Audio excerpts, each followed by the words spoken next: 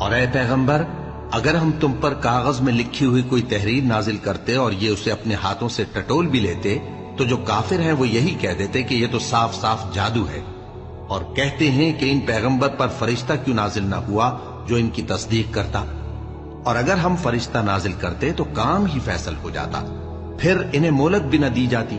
نیز اگر ہم کسی فرشتے کو بھیجتے تو اسے مرد کی صورت میں ہی بھیجتے، اور جو شبہ یہ اب کرتے ہیں اسی شبے میں انہیں ڈال دیتے، اور تم سے پہلے بھی پیغمبروں کے ساتھ ہنسی ہوتی رہی ہے، پھر جو لوگ ان سے ہنسی کیا کرتے تھے ان کو ہنسی کرنے کی سزا نے آ گھیرا۔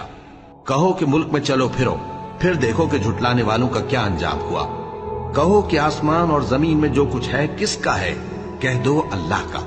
اس نے اپنی ذات پاک پر رحمت کو لازم کر لیا ہے، وہ تم سب کو قیامت کے دن جس میں کچھ بھی شک نہیں ضرور جمع کرے گا۔ جن لوگوں